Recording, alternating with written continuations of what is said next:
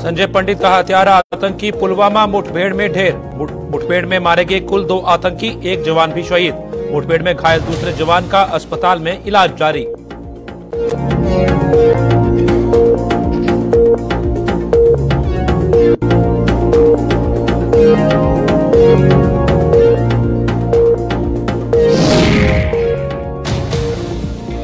Police के दावे से स्वर्गीय संजय का परिवार नहीं सहमत। पति के हत्यारे की मौत पर पत्नी नहीं रखती है इत्तेफाक। पुलवामा से अब परिवार सहित पलायन का बनाया मन।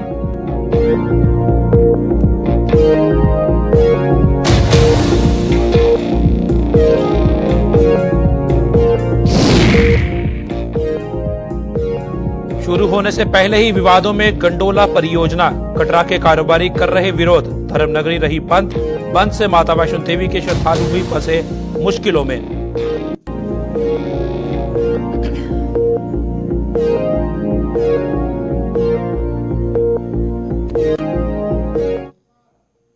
नमस्कार, जम्मू कश्मीर की खास खबरें देख रहे हैं आप सब। मैं हूं आपके साथ साहिल केरनी। चलिए शुरुआत करते हैं खबरों की। कश्मीर घाटी के पुलवामा जिले में रविवार को आतंकियों की गोली का शिकार हुए संजय पंडित के हत्यारे सहित 2 आतंकियों को सुरक्षा बलों ने अवंतीपोरा में आज हुई मुठभेड़ में मार गिराया। पुलिस ने इसकी पुष्टि की है कि संजय पंडित का हत्यारा आतंकी भी इस मुठभेड़ में मारा गया है, जिसकी पहचान ए कैटेगरी के आतंकी आकिब मुश्ताक भट्ट के रूप में की गई है। आकिब इससे पहले आतंकी संगठन हिजबुल मुजाहिदीन के साथ जुड़ा हुआ था और इन दिनों द रेजिस्टेंस फोर्स यानी TRF के लिए काम कर रहा था। वहीं अवंतीपोरा के पड़गामपोरा में हुई इस मुठभेड़ में सेना का 1 जवान शहीद होने के साथ साथ 1 जवान घायल भी हुआ है। शहीद जवान की पहचान कांस्टेबल पवन के रूप में की गई है, जबकि घायल जवान नायक हेमराज को इलाज के लिए श्रीनगर स्थित सेना के 92 बेस अस्पताल शिफ्ट किया गया है।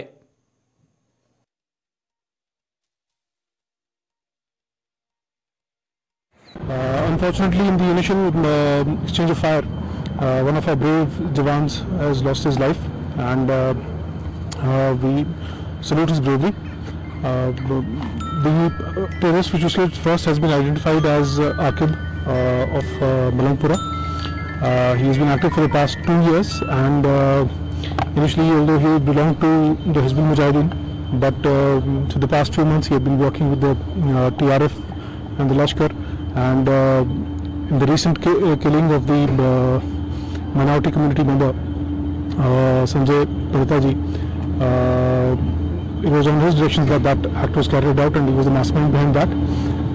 The second terrorist was gunned down later, and he had taken refuge inside a nearby single-story house, and there was a little bit of a hostage situation also, and ultimately 14 people were rescued from that small little house.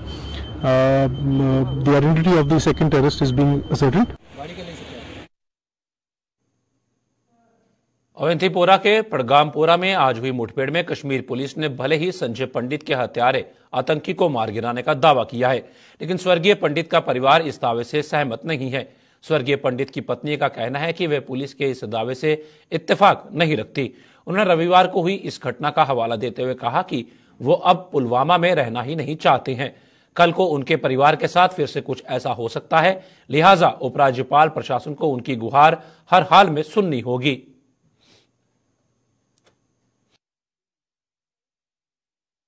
अभी मुझे दुख नहीं मिटा है, दुख नहीं मिटा, ना मुझे मिटेगा दुख कभी उनका। मुझे नहीं पता था ये वही था, कौन था मुझे ये पता नहीं, कौन सा दुश्मन था ये मेरे को कोई पता नहीं। अगर मैं आंखों से दुश्मन को देखती थी, मैं वही बोलती थी मेरा दुश्मन यही था। खाली उनके सीने में 3 गोलियां लग गई। मैंने डिस्ट्रिक्ट पुलवामा तक उन हॉस्पिटल तक पहुंचाया भी उनको, वो बच नहीं पाए और रास्ते दम तोड़ बैठे थे। इसलिए मैं गवर्नमेंट साहब से ये अपील कर रही हूँ, मुझे इंसाफ, मेरा सहारा कोई नहीं। हम यहाँ रहना नहीं चाहते हैं, हमारे बच्चे और भी हैं। कल को हमारे बच्चों के साथ हो गया, हमने बाहर भी निकलना है, हम अंदर ही थोड़े रहेंगे, हमने बाहर भी गेट के बाहर भी निकलना है। हमारे गेट के सामने ये हो गया, कुछ अगर अंदर ही रहेंगे हम क्या खाएं, हम क्या करें। इसलिए मैं गवर्नमेंट साहब से ये अपील करना चाहती हूँ। जम्मू के सांबा सेक्टर के घगवाल इलाके में आज एक पाकिस्तानी गुब्बारा मिलने से इलाके में दहशत फैल गई। सुबह सैर पर निकले एक शख्स ने इस गुब्बारे को देखा और इस बाबत पुलिस को सूचित किया। इसकी सूचना मिलते ही पुलिस मौके पर पहुंची और इस गुब्बारे को अपने कब्जे में ले लिया। ये गुब्बारा पाकिस्तान की तरफ से ही उड़कर आया था और इस पर भी PIA लिखा हुआ था। ऐसे गुब्बारे अक्सर सांबा सेक्टर के अधीन आने वाले सीमावर्ती गांव में सीमा पार से आ गिरते हैं, जिन पर PIA लिखा होता है।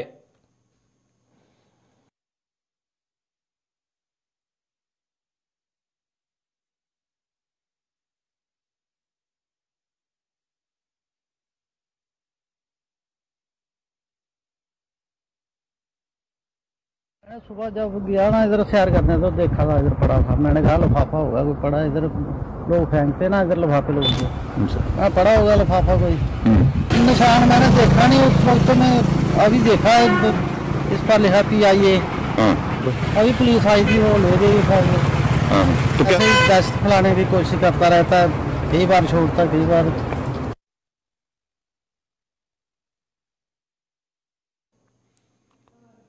धर्मनगरी कटरा के ताराकोट इलाके से माता वैष्णो देवी के पवित्र भवन तक प्रस्तावित गंडोला परियोजना शुरू होने से पहले ही लगातार विवादों में घिर रही है। कटरा के कारोबारियों ने आज अपने अपने कारोबार बंद रखकर इस परियोजना का कड़ा विरोध करते हुए श्राइन बोर्ड के खिलाफ प्रदर्शन किया। और तो और इस बंद के दौरान घोड़ा, पिट्ठू और पालकी वालों ने भी आज अपना कामकाज बंद रखा। कारोबारियों ने श्राइन बोर्ड के कार्यालय के तक एक रैली निकाली और अपनी इस मांग को लेकर अधिकारियों को एक ज्ञापन भी सौंपा। उनके मुताबिक गंडोला शुरू होने से उनका कारोबार पूरी तरह से ठप हो जाएगा और वो सड़कों पर आ जाएंगे। दूसरी ओर कटरा पहुंचे माता वैष्णो देवी जी के श्रद्धालुओं को आज वहां बंद के कारण काफी दुश्वारियां झेलनी पड़ी।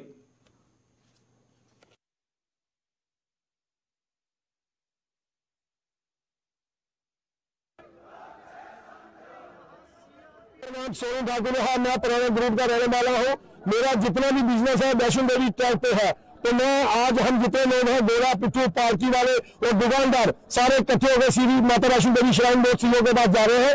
उनको एक मनोरंजन देंगे कि जो ये गंडोला ताराकोट मार्ग से लगा रहे हैं, हम चाहते हैं कि इसको रद्द करें और एक जो गंडोला है हम नहीं चलने देंगे। यही हमारी आपसे आपके माध्यम से अपील है सीओ श्राइन बोर्ड से। तो हमने भी सोचा था कि यहाँ पे हम पिट्ठू पौनी ये सब करके हम लोग जाएंगे वैष्णो देवी दर्शन करने के लिए, बट हमें कुछ तो परेशानी हो रही है। बाकी और सब बुजुर्ग भी हैं, उनको भी परेशानियां हो रही हैं। और ये रोपवे तो त्रिकुटी पहाड़ में भी इनका हादसा हो चुका है, तो हमने देख चुका है। तो यहाँ पे धार्मिक स्थल में ये सब आई थिंक नहीं होना चाहिए। बाकी और सुविधाएं तो हमारे लिए हैं ही यहाँ पे ना। समस्या तो बहुत ज्यादा है। हम लोग भी आए थे, हमने भी सोचा था कि घोड़ा, पिट्ठू, पालकी के थ्रू जाएंगे, बट क्योंकि यहाँ बंद है और अचानक की स्ट्राइक है, तो हेलीकॉप्टर की बुकिंग भी यहाँ इंस्टेंट नहीं है, 2 महीने का वेटिंग रहता है। तो सुविधाएं अगर कुल मिला अगर कहा जाए तो अब तो मार्क नहीं है। उसके अलावा रोपवे की घटना आए दिन हम लोग सुनते ही रहते हैं, कहीं ना कहीं होती रहती है। हमारे बाबा बैद्यनाथ धाम में त्रिकुटी पर एक बोल के है, वहाँ भी कुछ दिन पहले एक बहुत बड़ी घटना हुई थी। यहाँ भी जनवरी को स्टैम्पेड हुआ था। तो इन सारी चीजों को देखते हुए लगता है कि पहले सिक्योरिटी ज्यादा इंपॉर्टेंट है, उसके बाद सुविधा है। पहले से जब इतने दिनों से प्रोसेस चल रहा है घोड़े का, पिट्ठू का, जिसमें माँ के आशीर्वाद से कभी कोई ऐसी दुर्घटना नहीं होती है, तो पुराने सिस्टम को ही कंटिन्यू कर रखा जाना चाहिए। और नए सिस्टम से अगर बना दे रहे हैं तो बाकी सारे लोगों को कॉन्फिडेंस में रखते हुए जिनकी रोजी रोटी माता के दरबार से चलती है, उनका भी ख्याल रखा जाना चाहिए। डोडा पुलिस द्वारा ड्यूटी के दौरान शहीद हुए पुलिस कर्मियों की याद में police martyrs range level cricket tournament का आयोजन किया गया है। सिविक एक्शन प्रोग्राम के तहत आयोजित एक टूर्नामेंट का उद्घाटन आज डोडा किश्तवाड़ रामबन रेंज के DIG सुनील गुप्ता ने किया। उन्होंने बताया कि डोडा किश्तवाड़ रामबन रेंज की तमाम सब डिवीजनों में ऐसे क्रिकेट टूर्नामेंट आयोजित किए जाएंगे और विजेता टीमों में से 24 टीमों का गठन किया जाएगा। इन टीमों के बीच डोडा में एक बड़े क्रिकेट टूर्नामेंट का आयोजन किया जाएगा। उन्होंने कहा कि इन टूर्नामेंट का आयोजन शहीदों को याद करने के साथ साथ युवाओं को खेलों की ओर आकर्षित करना भी है। SSP डोडा अब्दुल क्यूम सहित अन्य अधिकारी भी इस मौके पर मौजूद थे। जैसा कि आपको पता ही है, रेंज पुलिस हेडक्वार्टर की तरफ से डोडा किश्तवाड़ रामबन रेंज में पिछले साल भी कई सारी कॉम्पिटिशन्स स्पोर्ट्स के हुए और इस विषय में इस बार इस साल के लिए फिर से सिविक एक्शन प्रोग्राम के तहत आदरणीय DGP साहब ने हमें फिर से जो है ये प्रोग्राम्स कराने के लिए हमें अलॉट किया है। और इसके तहत ही अब हम एक क्रिकेट का tournament martyrs memorial cricket tournament T20 हम फिर से लॉन्च कर रहे हैं, जो कि सभी आज के दिन के बाद से शुरू हो जाएंगे और सभी सब डिविजन्स में जो डोडा किश्तवाड़ रामबन की सब डिविजन्स हैं, चाहे वो छात्रू है, चाहे वो पाडर है, चाहे मड़वा है, गूल है, भलेसा है, यहाँ के गंदो है, उन इलाकों में छोटे छोटे इलाकों में भी जो है मैचेस कराए जाएंगे सब डिवीजन लेवल पर। और वहां से 2-2, 3-3 टीमें जो बेहतरीन होंगी, तीनों डिस्ट्रिक्ट से 8-8 टीमें लेकर के 24 टीमों का यहाँ पर एक फिर डोडा में एक ग्रैंड जो है T20 टूर्नामेंट कराया जाएगा। इसका मकसद यही है कि हमें लगातार पुलिस से युवाओं का साथ मिले, युवाओं को एक अवसर मिले और वो किसी और गलत दिशा में ना जा करके स्पोर्ट्स में अपनी प्रतिभा को निखारें और दिखाएं।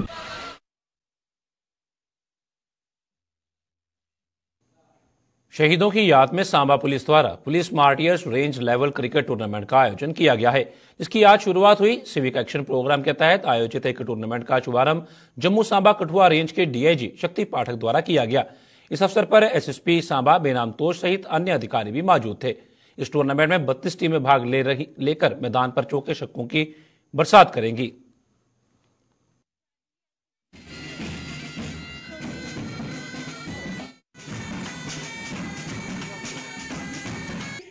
आज ये क्रिकेट टूर्नामेंट शुरू होने जा रहा है। अब मैं रिक्वेस्ट करूं जो हमारे पुलिस के शहीद हुए हैं उनकी स्मृति में एक सिविक एक्शन प्रोग्राम के तहत ये क्रिकेट टूर्नामेंट किया जा रहा है।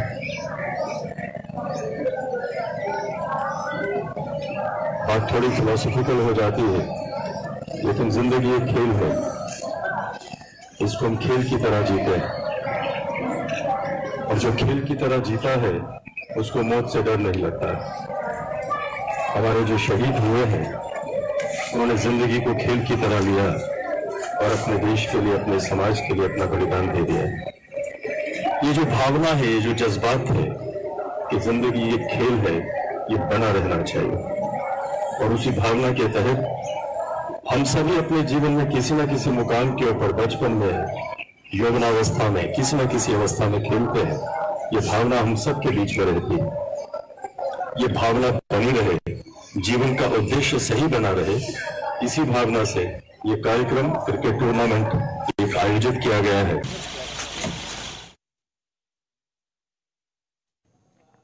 प्रॉपर्टी टैक्स के आदेश पर उठे विवाद के बीच पीडीपी द्वारा इसके खिलाफ लोगों का समर्थन हासिल करने के लिए जम्मू में शुरू किया गया हस्ताक्षर अभियान जारी है।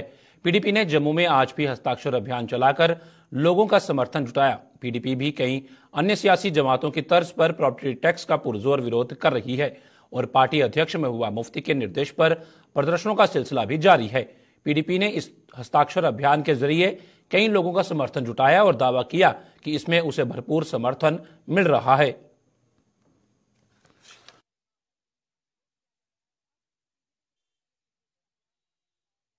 यहाँ पे जो 30 साल से हमारी स्टेट जो डिस्टर्ब स्टेट है, इन लोगों को सेंट्रल गवर्नमेंट की तरफ से इतनी फैसिलिटी नहीं मिली जितनी मिलनी चाहिए। अभी इन्होंने हर बार बहाना करते थे कि हमें दिल्ली से जो भी फैसिलिटी आती है, पैसा आता है, फंडिंग आती है, जो भी कुछ आता है, उसमें रुकावट बनता है। 300-270-35 से जो है बीच में रुकावट बनता है, जिसकी वजह से यहाँ रुकावट बनने की वजह से गेट के भी प्रगति हो सकती है। 4 साल हो गया 335 से थोड़ा हुआ, जिसकी वजह से आज 4 साल में कोई रुकावट है, कोई रुकावट नहीं है। लोग इतने पढ़े लिखे बच्चे अनएम्प्लॉयमेंट बैठे हैं, किसी को कोई नौकरी नहीं है, कुछ नहीं है। जी साहब, और यहाँ पे बैठे हुए कम से 10-15-20 हज़ार नौकरियाँ तो निकालो, कोई नौकरी नहीं मिल रही, लोगों को कोई लोन नहीं मिल रहा, फैसिलिटी नहीं मिल रही, इंडस्ट्री हमारी ठप पड़ी हुई है, अनएम्प्लॉयमेंट को काम नहीं है। और यहाँ पर जिसकी वजह से यहाँ लोग इतने परेशान हैं, पेरेंट्स इतने परेशान है, जिसका हिसाब है और टैक्स पे टैक्स लगाया जा रहा है। जो काम करने वाला आटा चावल आपने महंगा कर दिया, कॉपर में जो आटा था वो आपने कम कर दिया, दूसरी आपने रेशें कम कर दी। आटा चावल जो 13-14 आज 40 रुपये कर दिया, 70 लीटर तेल 70 का आपने 250 कर दिया, 4-450 का सिलेंडर आपने 11-11.5 कर दिया। जो काम करने वाला वो नहीं कर रहे। ये टैक्स पे टैक्स लगा के लोगों का दिमाग दाएं बाएं डाइवर्ट करें, लोग परेशान है। बाकी ये है कि पीडीपी पार्टी जो है वो लोगों को जागरूक कर रही है, लोगों की राय पूछ रही है। हमने एक प्लेटफॉर्म निकाला है कि यहाँ पे लोगों की अपनी राय बन के एक मेमोरेंडम बनाए जो एलजी साहब तक ले जाएंगे, गरीबों की आवाज एलजी साहब तक। प्रॉपर्टी टैक्स के खिलाफ आज जम्मू में शिवसेना उद्धव ठाकरे गुट ने स्थानीय दलों के साथ जम्मू में एक दिवसीय भूख हड़ताल की। इस दौरान शिवसेना उद्धव ठाकरे गुट के प्रदेश अध्यक्ष मनीष साहनी ने मौजूदा केंद्र और प्रदेश सरकार पर निशाना साधते हुए कहा कि अनुच्छेद 370 को निरस्त करते समय केंद्र सरकार ने जम्मू कश्मीर की जनता से शांति बहाली, विकास और बेरोजगारी को खत्म करने के वादे किए थे, लेकिन उन वादों को पूरा करने के बजाय सरकार आए दिन जम्मू कश्मीर की जनता पर टैक्सों का बोझ डाल रही है। उन्होंने सरकार से प्रॉपर्टी टैक्स के आदेश को वापस लेकर जनता को राहत देने की मांग की है। और ये लगातार जो जम्मू कश्मीर की आवाम पर जो करों का बोझ डाला जा रहा है, उससे जो है पांव पीछे लिया जाए, स्टेप बैक किया जाए, करों के बोझ से जनता को राहत दी जाए। देखिए, जम्मू कश्मीर की जनता अपने हक मांग रही है। जम्मू कश्मीर की जनता मांग रही है कि प्रदेश के अंदर लोकतांत्रिक प्रक्रिया बहाल हो, प्रदेश को राज्य का दर्जा मिले।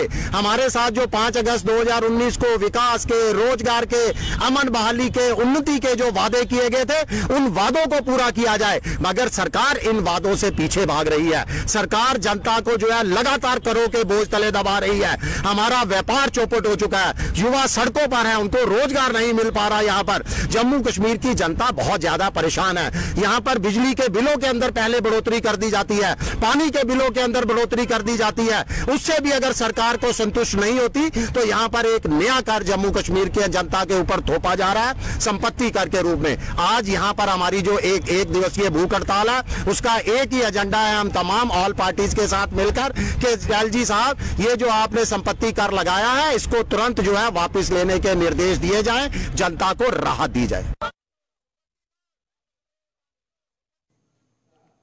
ऑल जम्मू कश्मीर पंचायत कॉन्फ्रेंस ने एलजी प्रशासन से सियासी नेताओं सहित अन्य लोगों को उपलब्ध करवाई गई सुरक्षा का ऑडिट करने की मांग की है। इस मामले को लेकर जम्मू में आयोजित एक प्रेस कॉन्फ्रेंस को संबोधित करते हुए ऑल जम्मू कश्मीर पंचायत कॉन्फ्रेंस के चेयरमैन अनिल शर्मा ने कहा कि प्रदेश में कुछ ऐसे भी नेता या पूर्व मंत्री हैं जिन्हें सुरक्षा तो दी गई है, लेकिन हकीकत यह है कि उन्हें इतनी सुरक्षा की जरूरत ही नहीं है। उन्होंने उपराज्यपाल से सुरक्षा ऑडिट कराने की मांग की ताकि जिन लोगों की सुरक्षा की जरूरत है उन्हें ये सुविधा मिल सके और जिन्हें जरूरत नहीं है उनकी सुरक्षा वापस ली जा सके। Honourable lieutenant governor Manoj Sinha साहब से, हमारे वर्दी प्रिंसिपल सेक्रेटरी होम आर के गोयल साहब से, हमारे वर्दी director general of police Dilbag Singh ji से कि जम्मू कश्मीर के अंदर सिक्योरिटी ऑडिट जो है वो करवाया जाए। जम्मू कश्मीर के अंदर बहुत सारे ऐसे डेडवुड पॉलिटिशियन हैं, जम्मू कश्मीर के अंदर बहुत सारे ऐसे ब्यूरोक्रेट्स हैं, जम्मू कश्मीर के अंदर एक्स एमएलए, एक्स मिनिस्टर ऐसे हैं जिनके पास जरूरत से ज्यादा सिक्योरिटी है, और एक सिक्योरिटी ऑडिट किया जाए। जिनको जरूरत है सिक्योरिटी की उनको सिक्योरिटी जरूर दी जाए, लेकिन जिन लोगों को ज्यादा सिक्योरिटी की जरूरत नहीं है, जिनके पास 20-20 लोग हैं, 20-20 पीएसओज हैं, जिनके पास घर में गार्ड है, लेकिन उनको इतनी ज्यादा जरूरत नहीं है, सोशल एक सिक्योरिटी ऑडिट करके उनकी सिक्योरिटी जो है वो कम की जाए। जल शक्ति विभाग के रिटायर्ड कर्मचारियों ने सरकार से पेंशन और उनकी बकाया राशि देने की मांग की है। अपनी इस मांग को लेकर इन रिटायर्ड मुलाजिमों ने जम्मू में public health engineering employees welfare association के बैनर तले आज एक प्रेस कॉन्फ्रेंस कर सरकार के समक्ष अपनी ये मांग रखी। एसोसिएशन के प्रधान बलविंदर सिंह ने सरकार पर अनदेखी का आरोप लगाते हुए कहा कि 30 से 40 वर्षों तक विभाग में सेवाएं देने के बावजूद आज उन्हें पेंशन और बुढ़ापे के लिए जमा की गई पूंजी को हासिल करने के लिए दर दर भटकना पड़ रहा है। उन्होंने सरकार से जल्द इस राशि का भुगतान करने और पेंशन जारी करने की मांग की है। 30 से 40 साल हम लोगों ने पीएचई डिपार्टमेंट में सर्विस की, तो सर्विस के दौरान जितने भी हम यहाँ पर लोग बैठे हुए हैं, इससे और भी ज़्यादा लोग जो हमारे यहाँ पर नहीं पहुँच सके, सभी लोग हम पूरी ईमानदारी और नेक नीति से अपनी ड्यूटी को निभाते रहे। लेकिन हमें दुख के साथ ये कहना पड़ता है कि जब हम रिटायर हुए तो आज हमें अपनी पेंशन से महरूम रखा जा रहा है।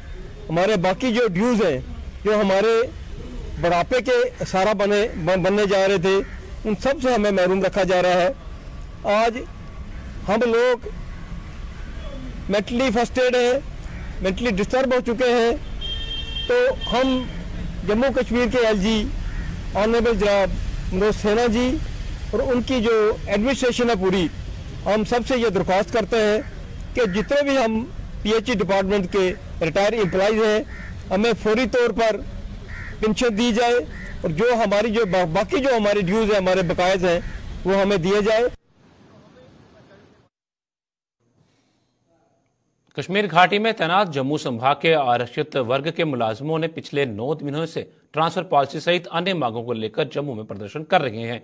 आज भी इन मुलाजिमों ने अपनी इस मांग को लेकर प्रदर्शन कर सरकार से न्याय की गुहार लगाई।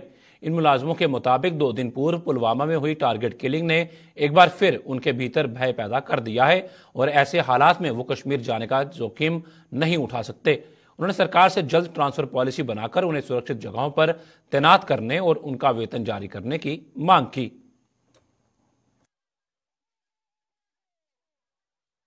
पिछले 8-9 महीनों से चल रहा है।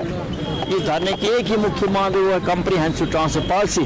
लेकिन साथ में जिस तरीके से 2 दिन पहले ही पुलवामा में एक घटना घटी है, एक निर्मम हत्या का वहाँ की गई है, उसके बाद जो डर और भय का माहौल इन कर्मचारियों में पिछले साल जून के महीने में तक वही डर का माहौल आज भी इनके दिमाग में बैठ गया है। हम चाहते हैं जब तक वहाँ पर इनकी सुरक्षा का बंदोबस्त ना किया जाए, अकोमोडेशन का बंदोबस्त ना किया जाए, रहने के लिए कम से कम इनके पास छत ना हो, तब तक इनको वहाँ पर ड्यूटी जाने के लिए फोर्स ना किया जाए। साथ ही हमने बार बार सरकार से ये आग्रह किया है कि आपके कर्मचारी अपने कर्मचारी हैं, ये अपने आप के लोग हैं, तो इनका ख्याल रखते हुए इनकी सैलरी जो है, जो पिछले 8-9 महीने से बंद है, तुरंत रिलीज करनी चाहिए as a confidence building measure. और साथ में जिस ट्रांसफर पॉलिसी की सरकार प्रतिबद्ध है, उस प्रतिबद्धता को पूरा करते हुए जल्द से जल्द ट्रांसफर पॉलिसी नोटिफिकेशन आनी चाहिए।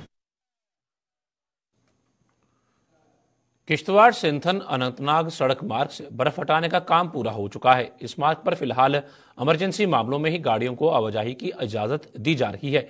इसके लिए बाकायदा प्रशासन द्वारा इमरजेंसी पास बनाकर ही गाड़ियों को अनंतनाग के लिए छोड़ा जा रहा है। मौसम ने अगर साथ दिया तो ये मार्ग अगले 1 हफ्ते में पूरी तरह से यातायात के लिए खोल दिया जाएगा।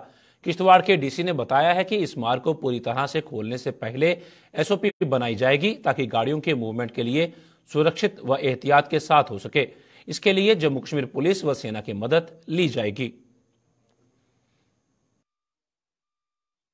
लेकिन हम इसमें आगे जो बढ़ेंगे कौशन के साथ, और इसमें हम लोग अभी इंतजामात करेंगे, SOP बनाएंगे जिसमें कि किस किस सर्कमस्टांसेस में किन किन टाइमिंग्स के साथ व्हीकल्स अलाउ हो सकते हैं। थोड़ा वेदर का क्लियर होने का भी हम लोग अभी वेट करेंगे ताकि जो भी हमारे पब्लिक और मूवमेंट हो व्हीकल्स का, वो सेफ्टी और प्रिकॉशन के साथ हो पाए। जी, इसमें कोई फिक्स डेट देने की बजाय हम लोग ये मान के चलेंगे कि जैसे ही मौसम क्लियर होता है हमारी SOP विदिन 4-5 डेज बन जाएगी। जैसे ही मौसम क्लियर होता है हम पुलिस और आर्मी की टीम से रेकी करवाएंगे, और अगर रूट हमारा स्नो कटिंग का सेफ होगा, एवलांच प्रोन नहीं होगा, तो हम पैसेंजर्स को निकालेंगे। अगर कुछ इमरजेंसी व्हीकल्स या मूवमेंट्स होंगे उनको हम पास सिस्टम के थ्रू अलाउ करेंगे। केंद्र सरकार द्वारा दी जा रही सहायता राशि की प्रक्रिया को बंद कर दिए जाने सहित कुछ अन्य मुद्दों को लेकर 1947, 1965, 1971 के रिफ्यूजी फिर से सड़कों पर उतर आए हैं। POJ के रिफ्यूजी फ्रंट के बैनर तले इन रिफ्यूजियों ने जम्मू में आज एक बार फिर प्रदर्शन करते हुए बताया कि यह प्रक्रिया बंद होने से अभी भी कई रिफ्यूजी परिवारों की फाइलें सरकारी दफ्तरों के टेबलों की धूल फांक रही हैं। फ्रंट ने केंद्र सरकार से बकाया सहायता राशि का हवाला देते हुए केंद्र सरकार से इसे भी जल्द से जल्द जारी करने की मांग की।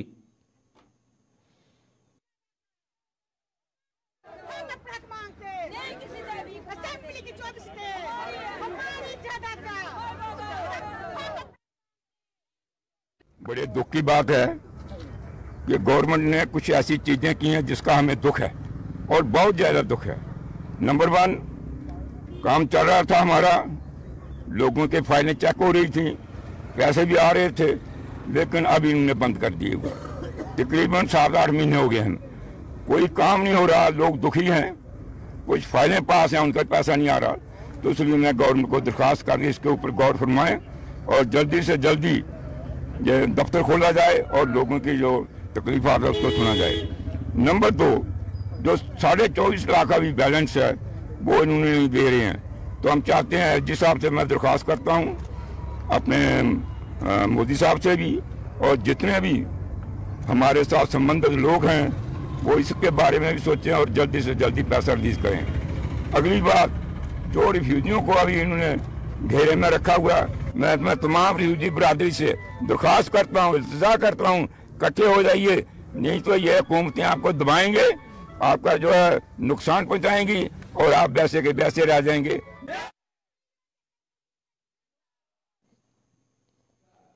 जम्मू कश्मीर की खास खबरों में फिलहाल इतना ही। दीजिए इजाजत। नमस्कार।